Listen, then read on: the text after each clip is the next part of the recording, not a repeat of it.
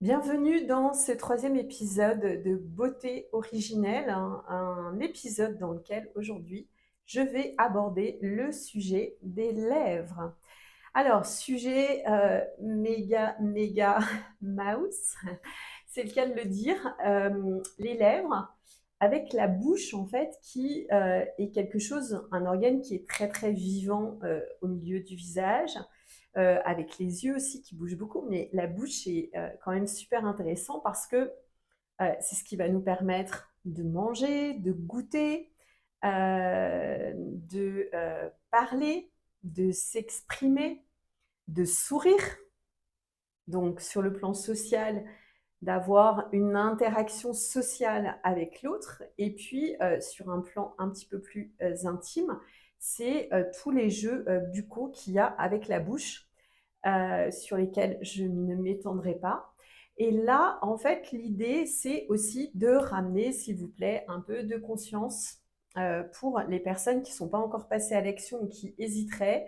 S'il vous plaît, un peu de conscience et voilà, en tant que gardienne aussi du corps, gardienne des corps, euh, gardienne de mon propre corps, mais j'ai aussi envie d'être cette femme qui invite d'autres femmes et d'autres hommes à prendre soin de leur corps.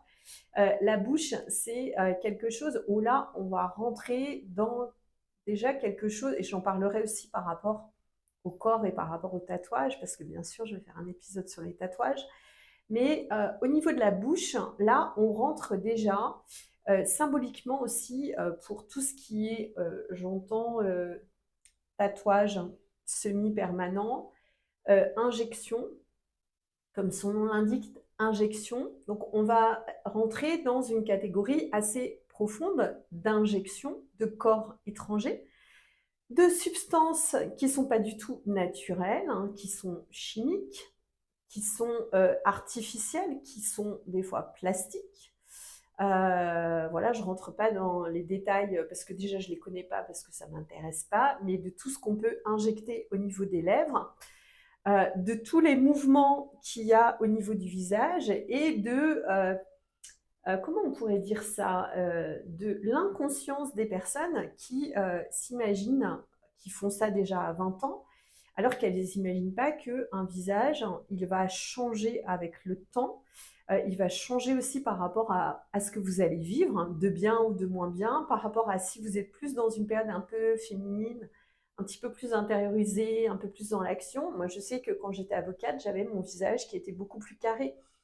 Donc, j'étais beaucoup plus dans mon masculin, beaucoup plus dans mon yang, donc mon visage était plus carré. Donc, des fois, la modification du visage, en fait, elle se fait déjà par notre énergie, toujours la même chose, par notre énergie interne. Et en fonction des hormones aussi qu'on va produire, ça va influer soit un petit peu plus sur l'ovale du visage, soit sur le fait qu'il soit un petit peu plus carré. Vous avez des femmes qui sont très yang, très masculines, très dures, très carriéristes, très intenses, très voilà, qui ont souvent des visages plus carrés. On aime, on n'aime pas, peu importe.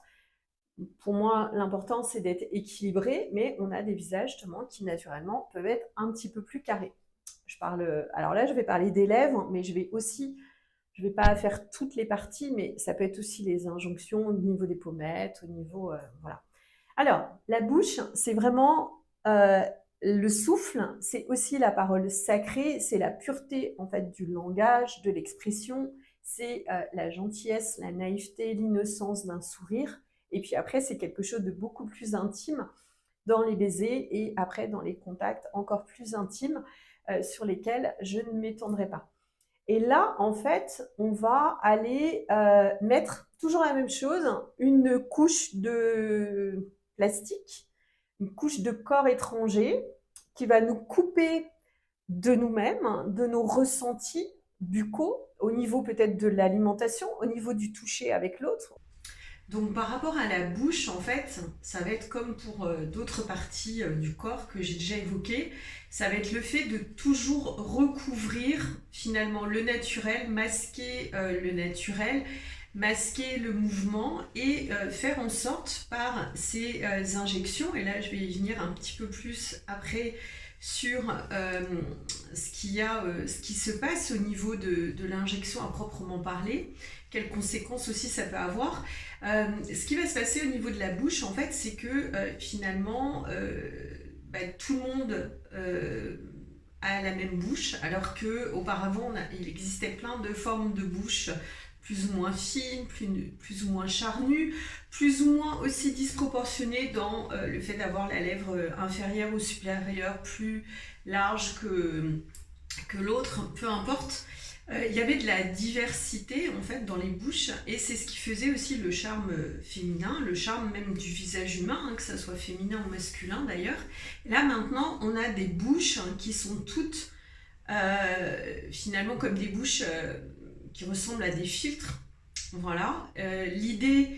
Et c'est là où je me dis que c'est important de ramener de la conscience. Donc cette vidéo peut-être qui va déclencher ou déranger certaines personnes qui ont par exemple des tatouages, qui ont déjà fait des améliorations sur leur bouche, que ce soit au niveau d'injection d'acide ou qui ont fait un contouring. Voilà, il n'y a jamais rien d'anodin.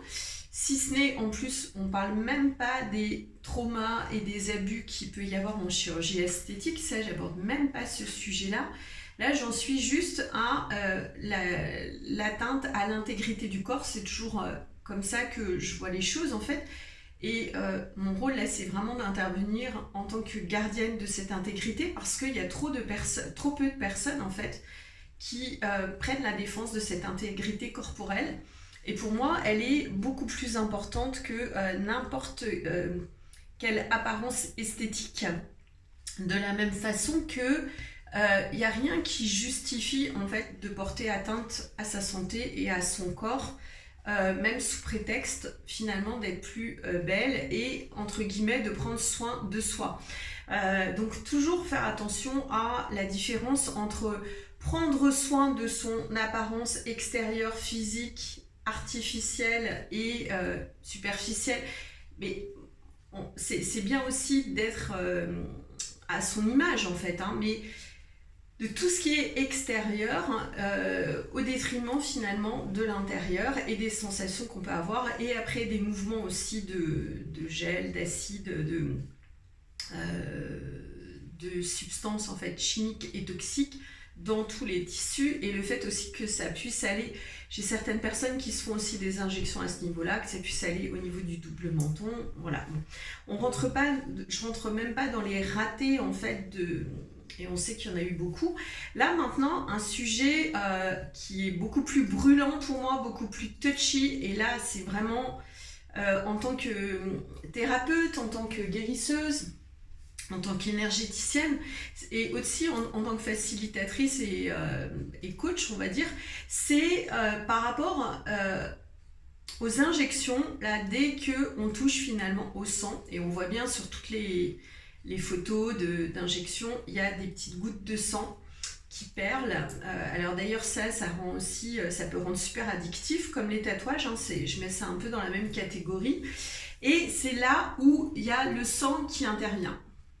Et c'est là où, sans le savoir, certaines personnes pratiquent finalement à leur insu, mais quand même en totale inconscience, mais quand même de leur fait, des pratiques de liens de sang, de serments de sang, comme peut-être certaines personnes l'ont fait quand ils étaient plus petits, avec son meilleur ami. Voilà, c'est des liens qui restent indélébiles, qui vous attachent à des personnes, où on plante une aiguille dans le doigt et puis on échange nos sangs. Bon. Là, il n'y a pas d'échange à proprement parler, mais il y a l'intervention d'une aiguille, l'intervention d'une tierce personne avec qui vous êtes en lien parce que justement ça va toucher à votre sang et qu'il y a des liens invisibles. Donc là, on est vraiment dans l'invisible et en tant que médium, c'est aussi mon rôle de montrer peut-être de façon visible, ou en tout cas de le faire transparaître ce qui est invisible, ce qui a lieu dans l'invisible. Vous avez donc des liens en fait de sang, des attachements de sang et des serrements de sang implicites qui sont créés avec les personnes et qui sont créés par rapport à votre propre sang, qui est aussi quelque chose d'humain, quelque chose, pour moi, qui doit préserver son intégrité. Le sang, c'est vraiment ce qui coule entre nos veines, c'est ce qui fait qui on est. Et voilà, c'est une information qui circule dans notre sang. Donc à partir du moment où, pareil, on fait des pratiques qui font intervenir, pénétrer dans le sang certains composants, voilà, on rentre dans un cercle vicieux aussi d'addiction au piquage en fait, aux injections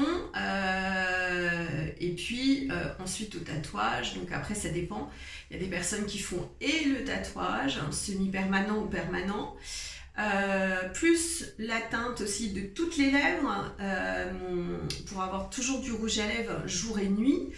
Ce qui après fait que éventuellement si un jour vous êtes en anémie ou voilà, on voit même plus la vraie couleur de vos lèvres, et puis ça veut dire que jour et nuit en fait vous êtes pareil, il n'y a pas d'alternance, en fait on voit pas si vous avez le teint frais avec les lèvres un petit peu couleur corail ou si vous êtes un petit peu plus livide. Et puis donc il y a cette addiction aux produits, à la seringue, enfin désolé, mais à l'injection, à la piqûre avec le sang, et voilà, après on rentre dans quelque chose de très ésotérique. C'est pas le but et c'est pas mon propos, c'est juste toujours une fois pour ramener de la conscience et mettre les choses un petit peu à nu, raison pour laquelle je rappelle j'ai mon maillot de bain et je suis dans une de mes salles de bain pour coller finalement à cette vidéo et à cette série qui avait envie d'être crue sur finalement ce qu'on fait à notre corps sous couvert de prendre soin, sous couvert d'être plus belle. Alors oui, en apparence, mais à qui est-ce qu'on essaye de ressembler? Est-ce qu'on essaye de se rapprocher de soi-même, ou est-ce qu'au contraire on essaye de ressembler finalement à quelqu'un d'autre? Et dans ce cas-là, à qui et selon quelles images? Et est-ce que le but c'est alors je connais pas toutes les stars qui sont sur les réseaux, les reines, les queens, voilà, qui servent un petit peu de précurseurs pour toutes ces transformations. Mais en fait, l'idée, c'est à terme que tout le monde se ressemble, que tout le monde ait la même coupe de cheveux, le même angle facial, la même taille et la même sorte de lèvres, avec ce qui n'est pas très joli non plus après, le fait que ça s'infiltre et puis ça se déplace dans le corps. Vraiment pour les personnes qui n'ont jamais eu de corps étranger, je peux vous assurer que c'est vraiment c'est quelque chose qui est vraiment très très dur à vivre, d'avoir un corps étranger, enfin que ce soit des implants, des prothèses ou même justement un stérilet. Moi j'ai fait l'expérience uniquement de ça, mais ça m'a servi de leçon, ça m'a suffi. Ou que ce soit des produits donc toxiques qui nécessitent quand même des injections avec l'utilisation d'aiguilles. C'est pas anodin en fait. Voilà, donc avant les aiguilles c'était quelque chose qui faisait peur, qui était associé un petit peu à la médecine, à la maladie, et puis maintenant en fait sous couvert de prendre soin de soi, on se fait des injections par des tierces personnes qu'on ne connaît pas, avec des pactes de sang inconscients, non dits, non écrits et souvent subconscients et qui sont à notre insu, mais en fait il y a quand même des échanges énergétiques qui se font, voilà, parce que du coup il y a une sorte de sacrifice entre guillemets où vous perdez quelques gouttes de sang.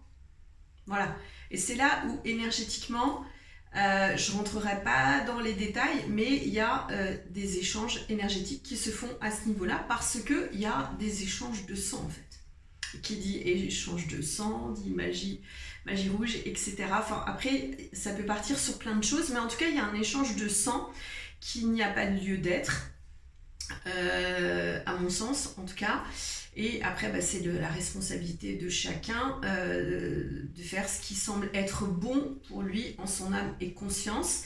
Si avoir une bouche plus pulpeuse, ça vous donne une plus haute valeur de votre féminité, ça va toujours rester à l'extérieur en fait, mais à l'intérieur, Vous devriez être capable de vous sentir femme, féminine, sexy, attrayante, même sans rien en fait, en étant nue. Voilà. En étant nue, les ongles nus, même éventuellement sans maquillage ou avec juste un petit peu voilà, de rehaussement avec un rouge à lèvres assez naturel et en laissant votre peau reposer quoi. Voilà, je termine pour ce qui est des lèvres parce que c'est quand même un sujet, je trouve, qui est préoccupant que pour les femmes de mon âge, mais aussi pour les jeunes femmes. Et puis finalement, moi qui ai 2 filles, et j'ai la chance qu'elles ne soient pas du tout intéressées par ça parce que aussi je les ai éduquées et parce que je montre l'exemple d'une femme qui est bien dans sa peau et qui peut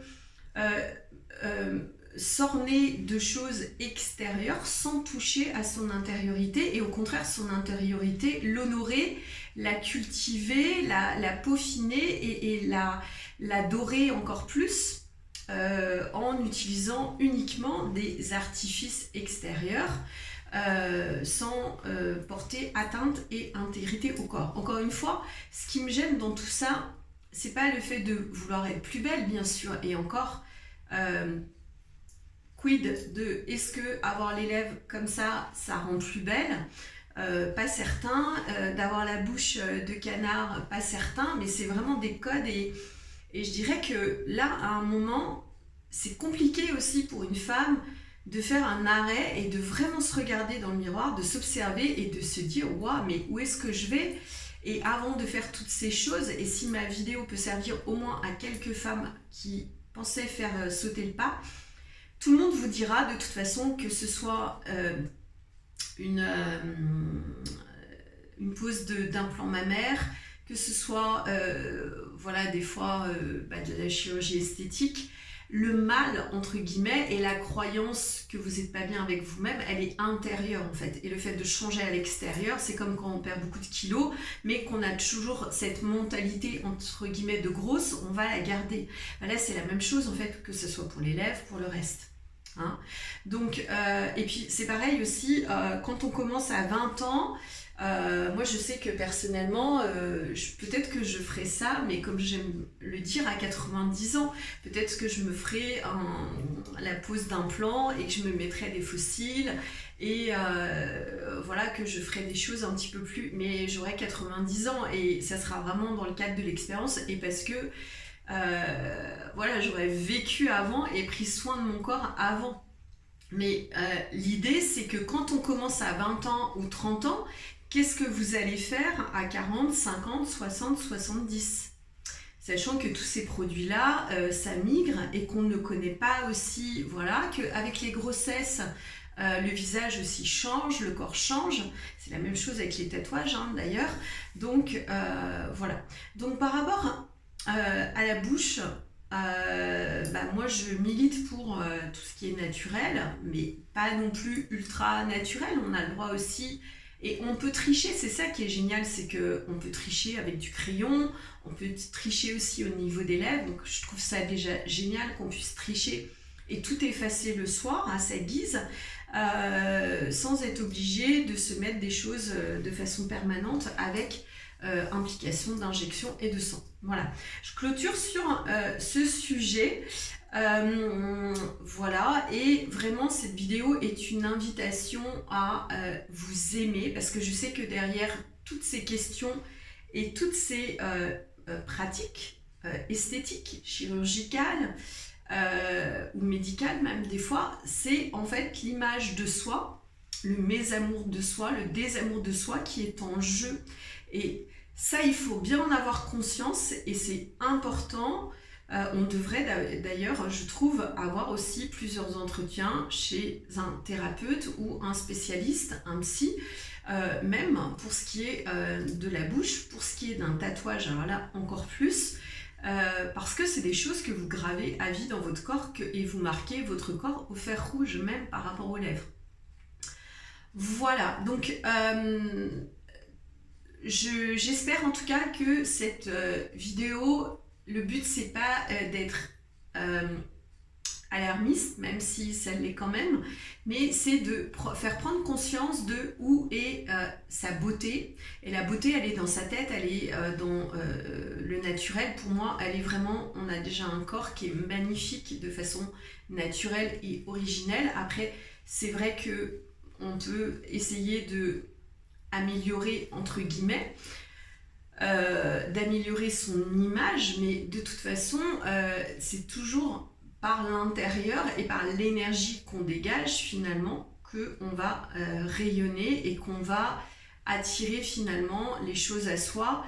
Et aussi, je dirais au niveau de la sérénité mentale, le fait... Moi, j'ai déjà connu des hommes qui m'ont demandé, avant de me rencontrer, même si j'avais des implants mammaires, parce qu'ils avaient déjà eu à gérer des problèmes de ce type avec leur ex-partenaire et qui n'avaient pas envie de revivre ce type de problème, avec tout le stress que ça cause dans, entre guillemets, la maintenance et l'entretien, que ce soit des implants mammaires ou des lèvres ou autre chose. Voilà. Donc je vous invite vraiment à aller voir en vous, et c'est vrai que c'est très délicat parce que c'est ce qu'on appelle les zones d'ombre, et c'est pour ça que c'est bien de les travailler aussi avec un thérapeute compétent, d'aller justement voir en dessous le tapis qu'est-ce que vous êtes en train de vous cacher à vous-même, que vous essayez de couvrir avec plein de filtres et plein de façades et plein de plastique et plein de choses artificielles. Voilà. Merci pour votre attention. Vous pouvez me faire des partages aussi en commentaire, vous abonner à la chaîne, et quant à moi, je vous retrouve très vite pour le prochain épisode.